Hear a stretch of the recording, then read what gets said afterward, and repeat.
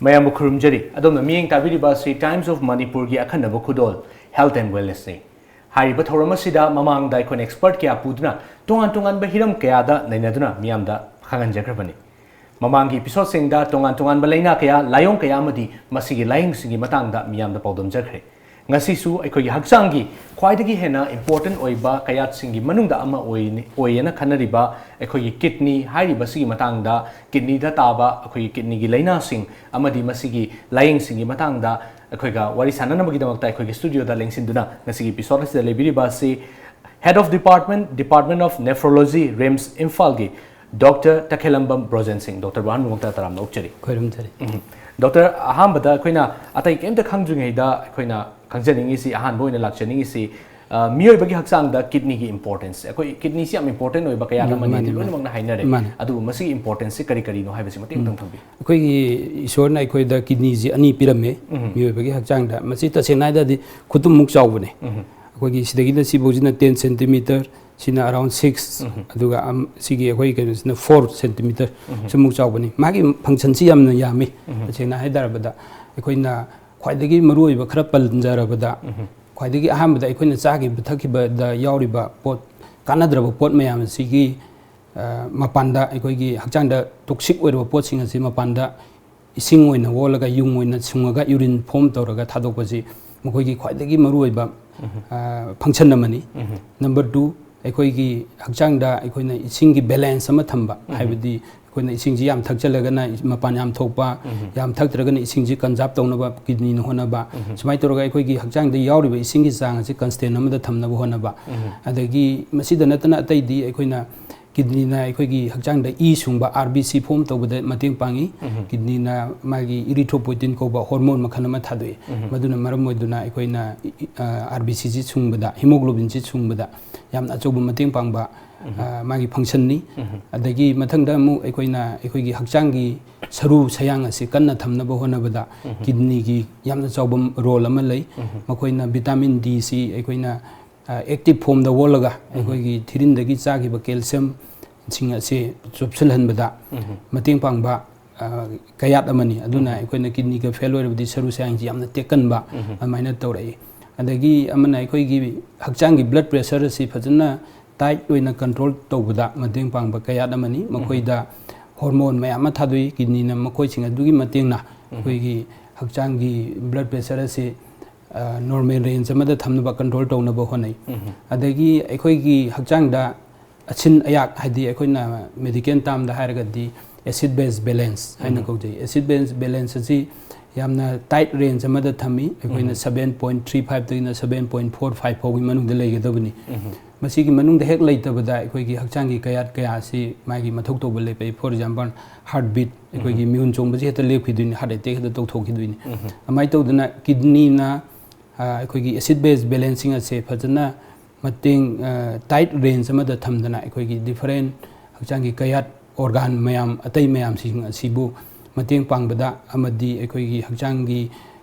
Saru Sayang, Kankana Thamba, and the Ki Equigi, E. Marankaina, Semanba, Masising a sea, Sorakba, Magi, Maruiba, Maram Singh. Adu Machamsa Mayamasu lady, do the Yamna Sangani. Yamnoazi, Dr. Maritum, Tambiri Kidney, Equigi, functions Yam Yam, Magi, Yam Choba, Yam important Oiba, Organamaka, Oibani, Adu, a quick organate the Tabacum, a quick Lena Lapaguna, Kidney the Sutongantungan, Balena Sing Lamgani, and Taze, Harry Balena Sing Simaru, and a Karam Balena Sing the Henalapoli. Quick kidney Anabasi, Equina Makalani Torakaidopoya, Amadi medical renal disease, have the nephrologist, cyber nephrologist na yengba treatment hidak langtak tharaga yengba treatment makhan toba kangbu ma adagi surgical renal disease haibasina koina urologist na deal toba for example kidney stone prostate tumor sugum singa sina anambana koigi urologist sing na yengi aduga nephrologist koigi medical renal disease sing sidadi koina maroina chronic kidney failure adagi acute kidney failure ga haiba adagi protein leak oiba nephrotic syndrome haidana adagi aikoigi urine da toina infection toba UTI sugumba sing asi aikoina medical renal disease haina makhal si smaina medical renal disease amasung surgical renal disease haina aikoina kidney na ba makhal sing asi ani thona khaidui adubu aina haijaning madi ꯑꯩꯈꯣꯏꯒꯤ ꯀꯤꯗꯅꯤꯗ ꯅꯥꯕ ꯈꯨꯗꯤꯡꯃꯛ ꯑꯅꯥꯕ ꯈꯨꯗꯤꯡꯃꯛ kidney fail ꯑꯣꯏꯔꯅꯤ ꯍꯥꯏꯕꯒꯤꯗꯤ ꯂꯩꯇꯦ kidney fail ꯑꯣꯏꯕ ꯍꯥꯏꯕꯒꯤ ꯗꯤꯐꯤꯅꯤꯁꯟꯗꯤ तसेंग हाइबदी अइना ngasai haijagibba function sing ado kidney na ising akoigi form tawba e filter tawraga chumthokpa adagi hemoglobin semada synthesize tawhanba mayam du ngamaktaba kan ado adubuna aikoina kidney fail oiba haina kawi aduga kidney da naraba khudimak na heta kidney fail oirangi haibagi di leite kidney fail oiba jiju aikoina amuk acute renal failure amachung chronic kidney disease or chronic renal failure haina amu makan thona khaidoi tongan tongan balena singi matang da mari chuna tak priyam no aise makha ta bada khoi lakshani si doctor akhoi gi miyoi basina akhoi gi lying dringai narak dringai mamang da haitare hena section thorang lo basina hena phaina hainari bana kwai dagi hena phaba section thorang sidi akhoi na chari bas chinjak sini chinjak sida munna yenga phajana charaga di akhoi hakchang sida ana ek lakte na hainari bani kidney gi oina di akhoi kidney na pamjaba chinjak sing haitare kidney da phagada chinjak sing amadi kidney da sokhan ba chinjak sing masigi sing sigi matang da kitang haibi तसे नाइदा दी kidneys ने ना द्रिंगै की ममांग सिदा दी माना पामजबा चिंजाक सिदी इसिंग ने अन इसिंग मरांग काइना थकपिरबा अदो इदादी अदोंगी kidney दो मागी मटिंग मपान कन्ना लैबा ngамगनी अदुगा अखोइना चाबदा डाइट हाइबतारदी अखोइना बैलेंस डाइट चाबा छि याम दरकार होय मरोइना अखोइगी सैचुरेटेड फैट कुंबा हंदनबा वेजिटेबल बेस्ड ओइबा डाइट मीट यामना चासनदबा प्रोटीन हाई प्रोटीन ओइबा डाइट सिंगसि याम चासनदबा अदगी अखोइगी सॉल्ट थुमगी सरुकसि जो किडनी दा अदुम मागी इफेक्ट तवी अदुना मखोइ सिंग असिनी डाइट तदी यामना मरु ओइरिसे अदुगा अखोइना किडनी सि नारक्तनबगी करी करी तौबा याबगे हाइबसि मजो अखोइ खनबै चुमे किडनी सि नारक्तनबगी उपायसि अखोइना कनागुम्बा अनी थोना खाइदोकबा याय कनागुम्बा मी अमदा मसाजी अनाबा अतै सुंगलै लैत्रिबा अमा अदुगा कनागुम्बा अमना करिगुम्बा खरा नारबा मसादा फॉर एग्जांपल डायबिटीज लैरबा नदगना बीपी लैरबा नदगना किडनी दा नुंग लैरबा मखोइ सिंग असिदा किडनी दा अनाबा चंगक्तनबगी उपाय सिमगा अदु आई अहानबगी ओइना पंजगे अहानबगी सिदा अखोइगी कनागुम्बा अमजी मसा मउ फबा मी अमा आदि करिगुम्बा अतोबा मखलगी अनाबा मउ लैत्रिबा मी अमसिदा किडनी जी मसा फना थमनबगी उपाय सिंग हाइदारदी अखोइना यामना मरुइना अहमददी अइना हुजा हाइजगिबदो इसिंग मरांग गाइन थपगो म दरकार होय अदगी माजी बैलेंस डाइट चाबा बैलेंस डाइट अइना हुजिक पंजगरे अदगी अखोइ रेगुलरली एक्सरसाइज तौबा हकचांग जी wait हेंकल हंदनबा wait हेंकलदे अखोइ Makhan मखागी अयाम अनाबा मयाम थोलै for example diabetes लेरकपा याय बीपी लेरकपा याय अदुगा अगेन अदुगी डायबिटीज बीपी दजु अखोइ किडनी दा नारकपा अनाबा लेरकपगी रिस्क फैक्टर अमनी अदगी अखोइ मैखु सिनदबा टोबेको अदगी जिंजाक से अफब चाबा हाइदारे को टोबेको और नतु मसिगी प्रोडक्ट सिंग असे सिनदबा अदगी अखोइ ओवर द काउंटर ड्रग्स हाइना कवे अखोइना प्रिस्क्रिप्शन याउदना पंचा चासन बजिंगजे डॉक्टर गी मनाक चलगा डॉक्टर ना इरादी मोइ हिदाक सिंग अदो किडनी सोइदबा हिदाक ओइना नंबर इरकनी अदुबु सम टाइम्स अखोइना फार्मेसी मदे द चलगा हिदाक अम लैरगे हेक चासन बा केदोबजे किडनी जी सुम कुइना चासलदी अदु सिंगदुना किडनी सोहनबा याय अदुना मखोइ सिंग असे एवॉइड तौबिबा मसिना अखोइगी सुना नादबा मी अमगी ओइबा ngathoknabagi उपाय सिंगनि अदगी कनागुम्बा अमना मसादा करिगुम्बा खरा अनाबा अमा लैरबा अदु ओइदारदी मखोइ सिंग अदु किडनी की अनाबा सि लैरक्तनबगी ख्वाइदगी मरुइबा उपायदी अखोइना मोइदा एजुकेशन पीबा हाइबदी अदुगा डॉक्टर गा रेगुलर चेकअप तौबा अदुनि हाइबदी कोइ फॉर एग्जांपल कनागुम्बा अमा डायबिटीज नारादी महक डायबिटीज ना नारकपदु किडनी सोलप याय हाइबगी इंफॉर्मेशन जिमा अखोइना मखोइदा हाइबि ताइ अदुना मरम मोइदना माजे रेगुलर चेकअप तौगदबनि था अहुम खुदिंगी यामद्रबदा मा ब्लड प्रेशर वंदना यूरिन की टेस्ट तौदना किडनी जी खितंग सोकपा होरकप्रा हाइबजे खितंग सोकपा होरकपा अंगनबा मतमदा थेंगना होरदी अखोइना यामना लाइन माजे प्रिवेंट तौबा याय और नत्रगना मागी हायर स्टेज दा यामना हेना एडवांस होइचंदनबगी दमकदा उपाय अखोइना तौहोबा याय अदुना कनागुम्बा अमागी हेक करिगुम्बा अनाबा अम लैरब फॉर एग्जांपल डायबिटीज लैरबा मखोइ सिंग से रिस्क फैक्टर अमनी अदगी बीपी लैबा ब्लड प्रेशर वांगबा हाई बीपी लैबा मखोइ सिंग सिजु तुंगदा किडनी नारकपा याबगी रिस्क फैक्टर अमनी अदगी कनागुम्बा म किडनी की नुंग लैखिबा अदगी अखोइना अहिंगदा मपान हम तैना थोकपा अदगी अखोइगी इसिंग चपदा यामना कोंगोन कागनबा को अदगी यूरिनरी ट्रैक सि infection toy तोयना तोगनबा adagi angang oiringaida for example akhoi chahi nauriba angang singda mapan thokpa yadaba aduna akhoi congenital anomalies haidare ima poknung dagi akhoi kidney ki tract sida soibu yaroppa for example posterior ureterian valve mana ina khoina kaujai ising mari ki jida valve ama yauksalakpadagi ising ji full chathokpa ngamdaba adagi basic uretary reflex ka na haidana angang oiringai dagi narakpa anaba sing lei akhoi sing asing na layeng bi horabadi moji kona kidney sortanaba gi upai akhoi na hojik tagi adum keno to hoba thinghoba yai dei kanagumba ma churu maikhu obesity leiba mokhoi singa do akhoi na hojidagi advice bibi batare adi maikhu thadu weight handalu sumba admaina tawdana kanagumba ma natragana akhoi gi khanau naraga khanau gan loina ngasi je hoji khanau nare horen numdang waram ji ising chapda yung hanbada igumba yaropa moi sing ji kon kidney narakpa yabagi risk factor gi group amani risk population haidare mokoi sing asi any family da leiba thoklabadi tasena doctor gi manakta regular follow up tawbidana matam matam gi oiba igi test ultrasound ising gi test adu tawthokpana ngak thoknabagi khwaidagi maroiba upai doctor du kamar thana khoi gi ngasai doctor na regular check up to biba na ama kan bi se masida khoi lamdam sigi oina haigadra aduga hojiki hongai ba lifestyle yam busy of lifestyles na haigadra doctor da hek chat pasi yam kanna naraba matung akhoi doctor da chattaba yadre ha matam da chatpa gi chanabi masum leiba aduga doctor da adu nadringai gi mamang da check up chatpa gi chanabi sidi hojik si thoidongna leitaba se masi matang da kari habi adune aina hajai se khoi na education nam darkar hoi awareness piba general public da any akhoi information system social media khangde tawriji through da akhoi na moida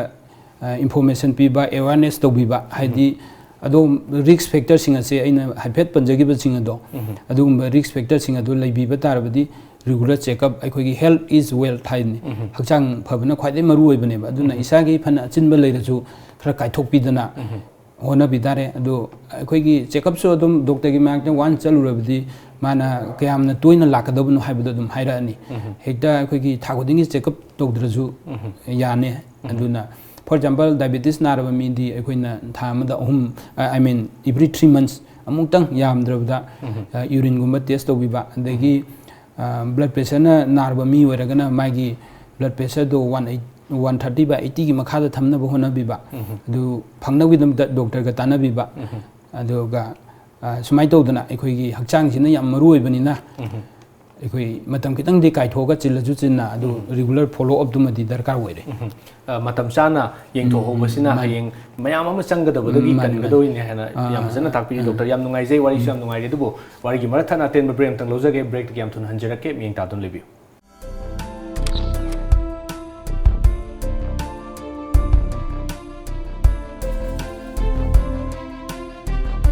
Iramdam da fangba polam singna iramdam asimakta da sajaba kangla gi polam sing fangbiragani luhong panthana lakpada miyam gi damak leizare leima kabo loinana luhong bagi yakhanaba discount su izari akupa marol gi damak contact obiu 8131877217 natraga 9612056941 kangla kabok chabiu yamna hawbani kangla leima kabo break ki matung da mayam bom kana taram okcheri makha tarak pada doctor lakchani ngi sei akhoi gi tongan ba laina sing akhoi kidney ga mari leina da bahija batare tongan bhaksang ge kya sing da na ba sing da cha gi ba hidak sing na akhoi kidney da taina rai kidney fail oi hele hai bagi general public ta ngangna ba sum ta ba se masi matang da kari habini doctor akhoi ichumme ado akhoi gi anaba khara gi hidak khara da di kidney da taina ba yai aduga anaba khara gi hidak ti kidney da taina da ba julai ado ekoina sum thengna jabada ju general public ki concept si ekoi lakani patient je hai ne ba ko doctor ai ji bp ki dak si chahi tara sure kun sure chari je aduna ai kidney function test sim da to biu kidney som do mali kana ado aina pining ba message di ta senai da di bp ki hidak chabana di kidney ji soi ta sena chahudraga sokani sini aduga hauji ki somna pambi ba ekoi gi tongan ba anabagi hidak singna kidney solpa yaba habasi maroina aikoina kanagumba magi osteoarthritis ka haiba khu chikpana ba hidak summaga si aikoina yam kuina chasan ba doctor na hairak padugi mathakta na ba hore na mana ju hek chasan jaba sumai torpa si kin chikpana ba hidak si yamna maroi ba kidney solpa yabagi hidak makhal amani adagi aikoina antibiotic khara lei aminoglycoside ka haiba makoi sing ase doctor gi advice adugi mathakte extra kapa nadraga keno toba thoabadi adumba sing adusu kidney solpa yabagi chance lei aduga atopa hidak makhal mayam lei kidney solpa yaba hidak akoigi amphotericin B gana akoina fungus infection kai atai da thaba hidak makhal mayam su lei madubu adui sing adudi akoigi anamana doctor gi supervision makhada hospitalized torba mi sing da kapana maram oiduna yam kana kidney solakani haibagi akibadi leite akoina kapiba doctor duna prescribe toribado regularly kidney function du yengaga maji kapa yari yade haibadu adu decide torga admaina continue tawi adu common oina hospital da leitabada yumna ge hekchakraga pangcha chaba kaidoba sing asidadi naba hore ne hekchasan adu machik naba hidak kumba adegi akoigi drug abuse na machana hidak kapchan ba kaidoba sum sing asini maruena kidney soliba hidak singsi yam nungai ji doctor marik chumna thambiri aduga makha tabda mulak chaning ise akoi manipur gi oina yengjaba matamda khwaidagi henna akoina toina taba si kidney da nung leiba haibase yam toina taba wa makhakne adu kidney da nung leire isi doctor kari kari maram dagi leire pano si matang da akoina chu akoigi rims ki akoigi study ju leijai study leijaba ji akoina rims da kidney fail oiraga lakpa mi singa se kayam kari kari anaba dagi narak pano haidna akoina study tobada khwaidagi yamna keno toba kidney fail oirapagi maramdi hoji kidney akoi diabetes na hele diabetes adui mathang da akoi chronic glomerulonephritis haidana akoi gi hakchangi immunity sina helaga akoi gi isana chasanjaba haidare isagi immunity ji hela kidney da chasanjaba anaba makhalam lei adugumba aduni adui mathang da akoi gi blood pressure wangba aduga kidney da nung leiba asisu akoi gi mari suba cause amane adu manipur da nung leibasi akoi masigi nung leirapagi maram si yamna su lei aduga maruiba nung leirapagi maram si di manipur khota da natana atopa all over world gi oiba magi maram sing adi akoi hydration watpa haidi ising marang kaina thakta adagi chinjak da akoi gi for example thum yamna yauba adagi masa da kanagumba amada atopa anaba leiba for example gout leiba adagi parathyroid hormone namalei adugi jigi activity ji henba hyperparathyroid oiba sumba singa sini adubu manipur gi oiba general yingbadadi koigi ising marang kaina thakpa watpa sumba singa sinna su anamba oina sum tawe maruina matang sida akoigi viewers sing sina soidra maki khangning amdoisi nongmada miyoy amana akoigi normal adult aman haiba tare ising se kaya mukti thakadagi haibasi soidan khangning ongi doctor akoi ising ji yamdabda liter ahum gumba admain di thakadabdi adubo ising thakbuji akoi ayukta liter ama thaktoga adu amuk lek thoga numdang waramda liter ani amuk pula thakjamba aduna taba akoi na chang amada sum tamna thakpa aduga akoi tumamdai da ju yamdrabda ising gilas ani thakpiu aduga makeup tholokpada jo amu mapanga thoninga ju thoga amu ising thakpiba masi kidney gi nung form tawdnabagi yamna maroiba preventive measure amani adu kidney da nung leire ise ta chena haida de akoi gi aina haijagibido ising thakpoba dehydration tawba aduna crystal jingje sum saturated oirpadi famjalaga sum amai mathakda ama sum nonaraga adum form tawrakhibani aduna ising thakpaji yamdrabda liter ani ahum thakpiu chang amada tamna adum thakpiu amukta thakchalaga amu lep thoktan leiba sumba nataba matang sida akoi amutang da thakchan bai basida doctor akoi doctor ge advice matungina kidney da nung leitana bagi madam se akoi gi sing yam thagadi leite na haibasi sing yam thakpa hai adu akoi gi tongan ba mui sing na nung leitana bani haidana overhydration tawbase masina di kari adverse effect lakpa overhydration di akoi gi kidney jima mathau function tawringai di adumna ising phanamna tha ju overhydration tawbudi tawroi aina sa hajagi bido kidney gi maru function amadi akoi gi ising hakchang de yauriba isingi sang ase mana normal amada range amada thamna bo hona bani somna liter manga thakchala ju liter manga dum hakchang da changi bido jama tawrga leiroi kidney na dum ma wash out tawna bo hona doini aduna kana gumba magi kidney ji hek fail oirakba matam da de akoi mamai mai pungkhatana tawrokje ising helakpagi ne thakchangi biduga adagi chathokki bajiga balance leirakdaba aduga ꯕꯀꯥꯟꯗꯨꯗꯗꯤ ꯃꯥꯁꯤ ꯑꯩꯈꯣꯏꯒꯤ ꯁꯣꯔꯣꯝꯕ ꯋꯥꯔꯛꯀꯅꯤ ꯏꯁꯤꯡꯗꯨꯅ ꯂꯪꯁꯇ ꯆꯪꯁꯤꯜꯂꯒ ꯏꯔꯥꯛꯅꯕꯒꯤ ꯇꯥꯏꯞꯇ ꯑꯩꯈꯣꯏ ꯇꯧꯁꯤꯜꯂꯛꯀꯅꯤ ꯑꯗꯨꯅ ꯀꯅꯥꯒꯨꯝꯕ ꯑꯃꯒꯤ ꯃꯈꯣꯡ ꯃꯈꯨꯠ ꯄꯣꯝꯈꯠꯇꯅ ꯌꯥꯝ ꯇꯧꯔꯗꯤ ꯏꯁꯤꯡ ꯃꯔꯥꯡ ꯀꯥꯏꯅ ꯑꯃꯨꯛ ꯊꯛꯆꯟꯕ ꯌꯥꯗꯦ ꯑꯗꯨꯗꯤ ꯑꯩꯈꯣꯏꯅ ꯅꯣꯡꯃꯒꯤ ꯃꯅꯨꯡꯗ ꯌꯨꯡ ꯍꯥꯜꯂꯤꯕꯗꯣ ꯑꯗꯨ ꯋꯣꯜꯂꯒ ꯑꯩꯈꯣꯏꯅ ꯑꯦꯗꯚꯥꯏꯁ ꯇꯧꯏ ꯅꯪ ꯉꯁꯤꯗꯤ ꯏꯁꯤꯡꯒꯩ ꯊꯛꯄ ꯌꯥꯅꯤ ꯑꯗꯩ ꯍꯌꯦꯡꯅ ꯏꯁꯤꯡꯒꯩ ꯊꯛꯄ ꯌꯥꯅꯤ ꯍꯥꯏꯗꯅ ꯌꯨꯡ ꯍꯥꯜꯂꯤꯕꯗꯨꯒꯤ ꯃꯊꯛꯇ insensible loss ꯑꯅ ꯑꯩꯈꯣꯏꯒꯤ ꯁꯣꯔ ꯍꯣꯟꯕꯗꯒ ꯃꯥꯡꯉꯤꯕ ꯏꯁꯤꯡ ꯁ꯭ꯋꯦꯠꯇ ꯍꯨꯃꯥꯡꯗ ꯊꯣꯛꯄꯗ ꯌꯥꯎꯔꯤꯕ ꯏꯁꯤꯡ ꯃꯌꯥꯝꯁꯤꯡ ꯑꯁꯤ ꯑꯃꯨꯛ ꯄꯨꯟꯅ add ꯇꯧꯔꯒ ꯑꯗꯨꯒꯤ ꯗꯨꯡꯒꯩ ꯑꯩꯈꯣꯏꯅ next 24 hourꯗ ꯑꯃꯨꯛ ꯃꯉꯣꯟꯗ allowed ꯇꯧꯕꯅꯤ ꯌꯥꯝ ꯅꯨꯡꯉꯥꯏꯖꯩ ꯗꯣꯛꯇꯔ ꯃꯈꯥ ꯇꯥꯕꯗ ꯑꯃꯨꯛ ꯂꯥꯛꯆꯅꯤꯡꯉꯤꯁꯦ ꯑꯩꯈꯣꯏꯒꯤ ꯉꯁꯥꯏꯒꯤ ꯅꯨꯡ ꯂꯩꯕꯒꯤ ꯀꯩꯅꯣꯁꯤꯗ ꯇꯣꯄꯤꯛꯁꯤꯗ ꯑꯃꯨꯛ ꯍꯟꯖꯟꯖꯔꯒ ꯍꯥꯏꯇꯥꯔꯦ ꯅꯨꯡ ꯂꯩꯕꯁꯤꯗ ꯑꯩꯈꯣꯏꯅ ꯆꯥꯕ ꯌꯥꯕ ꯌꯥꯗꯕ ꯑꯩꯈꯣꯏꯒꯤ ꯅꯨꯡ ꯂꯩ ꯃꯁꯤ ꯆꯥꯔꯒꯗꯤ ꯅꯨꯡ ꯍꯦꯟꯅ ꯂꯩ ꯍꯥꯏꯕ ꯆꯤꯟꯖꯥꯛꯁꯤꯡ ꯑꯗꯨꯒ ꯁꯤ ꯆꯥꯔꯒꯗꯤ ꯅꯨꯡ ꯂꯩꯕꯗ ꯐꯩ ꯍꯥꯏꯕ ꯆꯤꯟꯖꯥꯛꯁꯤꯡ ꯀꯔꯝꯕ ꯆꯤꯟꯖꯥꯛꯁꯤꯡꯗꯤ ꯂꯩ ꯑꯩꯈꯣꯏ ꯅꯨꯡ ꯂꯩꯕꯗ ꯆꯥꯕ ꯌꯥꯕ ꯈꯔ ꯀꯥꯟꯅꯒꯕ ꯄꯣꯠꯁꯤꯡꯗꯤ ꯃꯔꯨꯑꯣꯏꯅ ꯑꯩꯅ ꯍꯧꯖꯤꯛ ꯑꯃꯗꯤ ꯍꯥꯏꯖꯈ꯭ꯔꯦ ꯏꯁꯤꯡꯁꯤꯃꯗꯤ ꯑꯗꯨꯝ ꯂꯩꯔꯦ ꯑꯗꯒꯤ vegetable marang kain chaba ꯑꯩꯈꯣꯏꯒꯤ vegetable sing asi marang kain chaba adagi meat ki saruk si handaba aduga ꯑꯩꯈꯣꯏ ꯍꯛꯆꯥꯡꯗ protein ki saruk si handana bonaba aduga atopana ꯑꯩꯈꯣꯏ isada atop anaba leibra uric acid kumba leiradi adugi treatment makha tauba si sing asini aduga kanabadi ꯑꯩꯈꯣꯏ uhai uhai marang kain chaba aduga vegetable sing asini sam sam na koi balance diet targadi tapi bani yam noi je makha ta bada muk lakchaningi sina koi kidney transplant hai basi kai no matau karam na pangthoi aduga koi kidney transplant taw matam da donor si karam mong da khalli hai basi matang khitang tham akoina kidney transplant taw basi na daba mi amana donor oiraga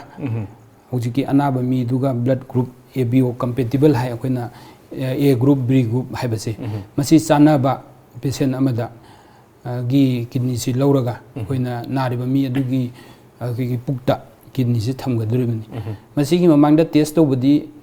test yame tawri duisi adu koina main AMD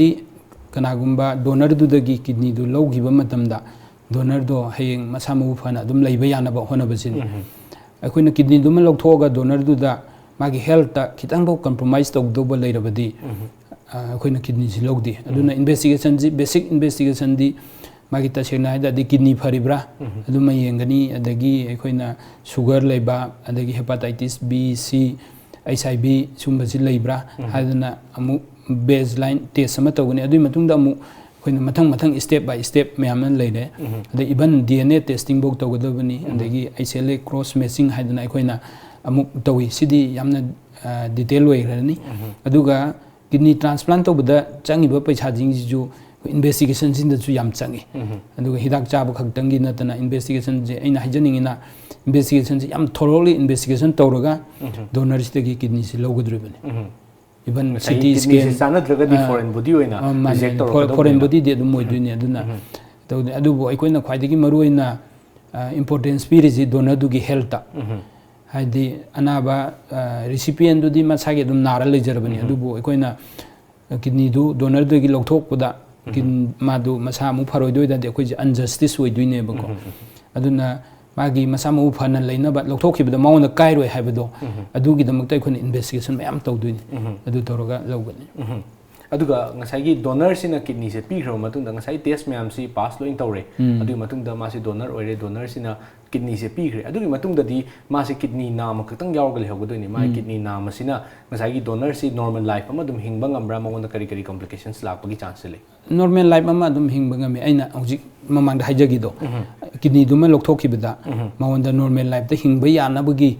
haidi atopa na ba heart attack toropa natra stroke tawsalakpa aduna top top ma oigre adubu SS kidney gi oinadi ma kidney duma lokthokibada magonda normal life lehoba yaragani haibagi surety du leirum matungdane akoina kidney donor oina nephrectomy do kidney je lorisi aduna yamna mai kona di section badi darkar oi for example aikoi mahaksi mukong ani panbaga amakha panbaga gi hinsap changdamna bagi phibamni haidi kidney do ani torambaduga amakha toramba kitang de dum walani aduna mana machi akoina section ga dawsi ngasai na haijagiba mayam do ising marang kain thakba and balance diet chaba and any naraktan honabam darka oi maonda mai do single kidney oi rabani na aduna masa joton to bom de dum darkar wele adubu yamna specific oiba test to bugi di thoina darkar oide annually mai chahi mada amu urine test to ba KFT to bi ba adu masing adu darkar oi yam nungai se aduga makha tarak pada khoi nong lak chani se akhoi dialysis se akhoi ni am toina taba ta makha dialysis hai se kari no karam karam ba patient sing da dialysis ta wedu masi type sing si makha tang hebi अखोई kidney की fail होबसे अइना सा हेजगिबसे अखोई kidney fail होब मखन अनि सुई acute kidney failure और हौजिकना अखोना AKI हाइना कौरे अदुगा अतोपा मना chronic kidney disease अदु अखोई की AKI कांगबुसिंग असिसु मरमत डायलिसिस दरकार होबे याई यावी अदुम अदुना अखोइना डायलिसिस से मखन अनि सुई अमना पेरिटोनियल डायलिसिस हाइदना अखोइना पुक्त तोबा डायलिसिस मखलमा अमना हेमोडायलिसिस हाइदना अखोइना मेचिन दा तौरगा माय मेचिन द इजी चिंग थोगा अमु इदु मेचिन दुना सेंग थोगा अमु थाजनबा मायना हेमोडायलिसिस हाइना कवे अदुना मखल अनि मगसी अदुम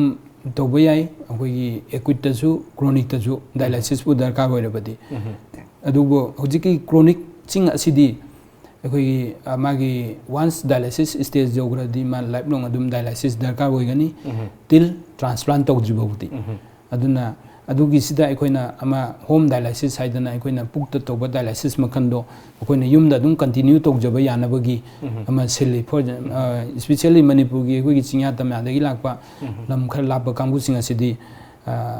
इम्फान दंग हालेतना डायलिसिस तौबजी लाकपा ngam अखोइना होम डायलिसिस सी प्रिफर तौई मोइदा अदु मखोइना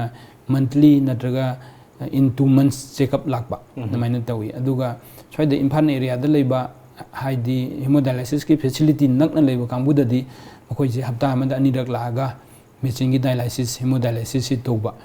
अदु अमु तौबदा पुंग मरी मु तौरगा अखोइना अमाइना मेंटेन तौहले मखोइसिंग असे अदुगा एक्यूट कांगबुददी हॉस्पिटल द लेरिंगै मनुंगदुदा मतम खरगी वइना डायलिसिस दरकार होइबनी एक्यूट हाइरिबा कांगबुसिंग असिददी डायलिसिस लाइफ लॉन्ग की डायलिसिस दरकार होइदे यामाबदा था मनी डायलिसिस तौरगा मखोइसिंग असे रिकवर तौई